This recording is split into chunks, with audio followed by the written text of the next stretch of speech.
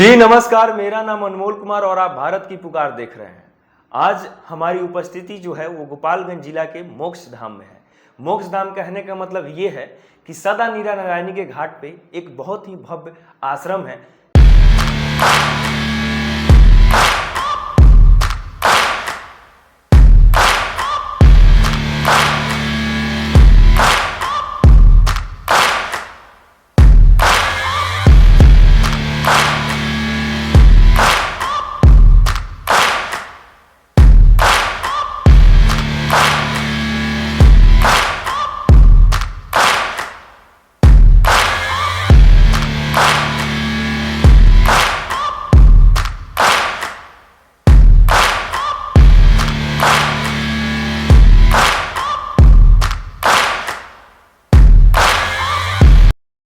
जैसा कि आप सब हमारे साथ देख सकते हैं, हमारे साथ हमारे आदरणीय महाराज जी हैं, जो कि इनका कीमती समय हम लोग लिए हैं आशीर्वाद के रूप में। और सीधा हम बाबा के पास चलते हैं और बाबा से बात करते हैं और इनके बारे में जानने का प्रयास करते हैं, और जो सवाल है उससे भी हम लोग रिलेटेड बात करते हैं। तो कैसे हैं महाराज जी? मैं बहुत अच्छा हूँ। स्वागत है आपका हमारे इस चैनल में। धन्यवाद। तो महाराज जी, ये मोक्ष धाम है जो कि यहाँ आने के बाद एक अलग ऊर्जा का स्रोत मिलता है। तो मुझे लगा क्यों ना हम आपका आशीर्वाद एक बार लें और थोड़ा जीवन का अपने मार्ग को सही करें और साथ ही साथ अपने दर्शकों को भी बताएं। इसलिए हम सोच रहे हैं थोड़ा सा कुछ सवाल होगा जो कि आप बता दीजिएगा तो हमके लिए आभार होगा। तो थोड़ा अपने बारे में बाबा बताइए। मैं अघोर पंथ का साधु हूँ। मेरी जन्मभूमि बिहार के पूर्वी चंपारण में है और मैं भ्रमण के क्रम में डुमरिया घाट से गुजर रहा था। मुझे यह स्थान बहुत अच्छा लगा, तो मैं बसंत पंचमी को सन 2021 ईस्वी में यहाँ पे इस आश्रम की स्थापना किया मैं।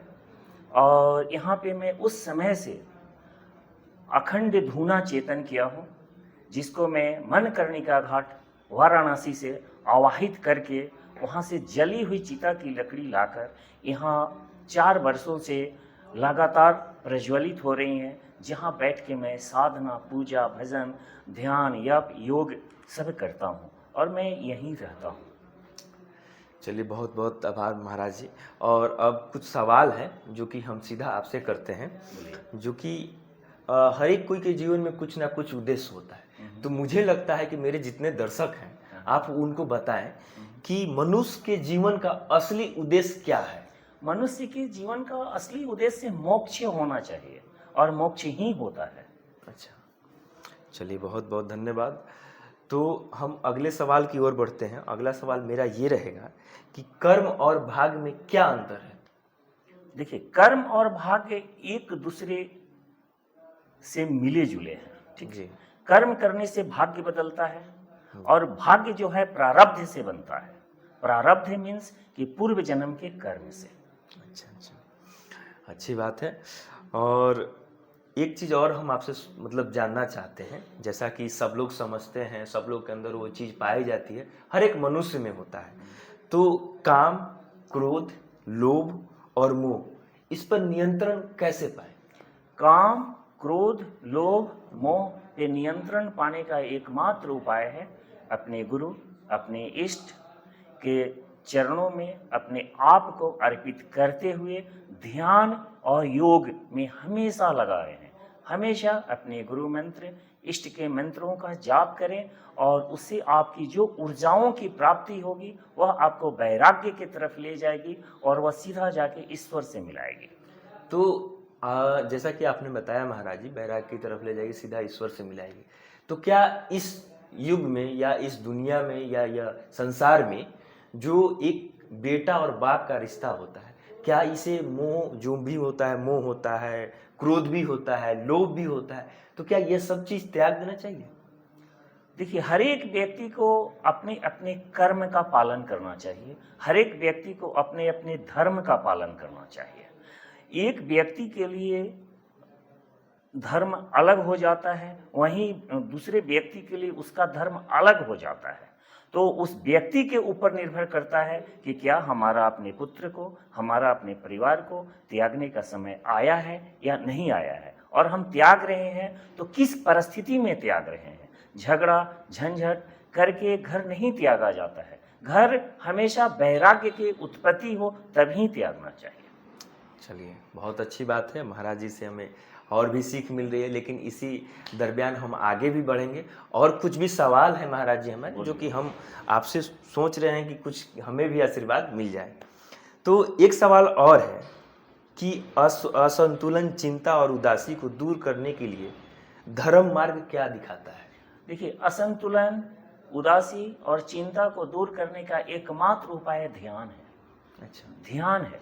ध्यान से आपको ऊर्जा की प्राप्ति होगी और उस ऊर्जा से आप ईश्वर का दर्शन करेंगे तो आपको चिंता, उदासी, टेंशन सब दूर हो जाएगा और बिल्कुल शांत चित्त हो जाएंगे और हमेशा ईश्वर का दर्शन करते रहेंगे। चलिए, बहुत अच्छी बात है महाराज जी। लेकिन इसी बीच हमारा एक और सवाल भी रहता है कि जो लोग ईमानदारी, सत्य, निष्ठा के बड़े वाहक होते हैं, उनके लिए भी एक सवाल है मेरा कि सत्य और ईमानदारी के मार्ग पर रहकर सफलता कैसे पाई जा सकती है? देखिए, सत्य और ईमानदारी के मार्ग पर रहकर सफलता पाई जाती है, लोग पाते भी हैं और पाएंगे भी। लेकिन सत्य और ईमानदारी सिर्फ और सिर्फ धार्मिक व्यक्तियों के लिए है। अच्छा। जो समाज में जो लोग हैं वह भी सत्य और ईमानदारी के मार्ग पर चलते हुए सफलता प्राप्त करते हैं और करेंगे भी। लेकिन अब वह किस सफलता की बात करते हैं? अगर कोई बनिया का दुकान है और वह सोचेगा कि हम ईमानदारी से जितना में खरीद के लाए हैं उतना में बेच लें, तो संभव नहीं है, फिर तो उसको सफलता नहीं मिलेगी। ना, बढ़िया बात, ये बात सही था।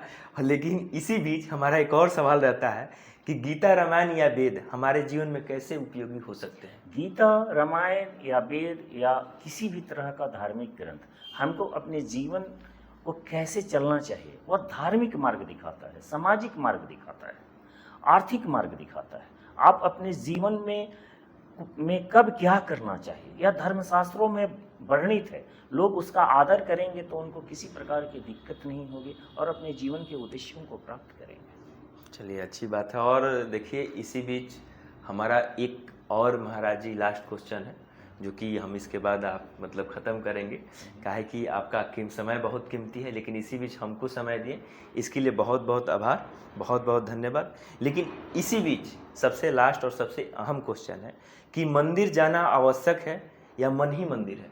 देखिए, मंदिर जाने से आपके मन में यह रहता है कि हम मंदिर जा रहे हैं, तो थोड़ा भाव उत्पन्न होता है।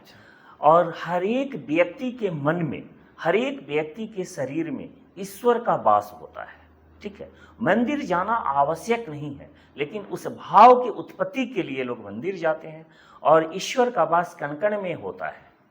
तो मंदिर जा भी सकते हैं, नहीं भी जा सकते हैं। अगर आपको आवश्यकता महसूस होती है तो आप मंदिर जाएंगे तो मंदिर के ऊर्जाओं से आपके मन में परिवर्तन आता है, इसलिए आप वहाँ जा सकते हैं। चलिए, बहुत बहुत आभार महाराज जी का कि इन्होंने बहुत कीमती समय हमें दिया।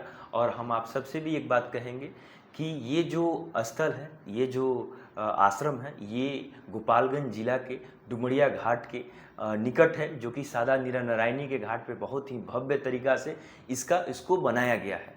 और महाराज जी का सानिध्य है और इनका आशीर्वाद सब किसी को मिलता है। इनके प्रति भेदभाव किसी के लिए नहीं है, वो राजा हो या रंत हो, कोई हो। और महाराज जी का सानिध्य अगर मिल जाए जीवन में तो जीवन का उदय कोई नहीं रोक सकता है, ये मेरा दावा है। क्योंकि महाराज जी, मैं आपको बता रहा हूँ, महाराज जी ऐसे व्यक्तित्व के धनी व्यक्ति हैं और साथ ही साथ ऐसे अपने आप में ऊर्जा शक्ति प्राप्त किए हैं जो देखने के बाद एक दिव्य दृष्टि के अलौकिक होती है।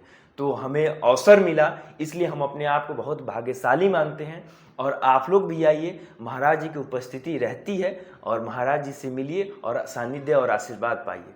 तो बहुत बहुत धन्यवाद आप सभी का कीमती समय देने के लिए, देखने के लिए। आप लोग सब्सक्राइब कीजिए, लाइक कीजिए, फॉलो कीजिए और कमेंट करके बताइए कहाँ गलती है, उसको फिर सुधारेंगे। और क्वेश्चन बताइए, फिर महाराज जी से मिलेंगे तो करेंगे। बहुत बहुत धन्यवाद। जय हिंद।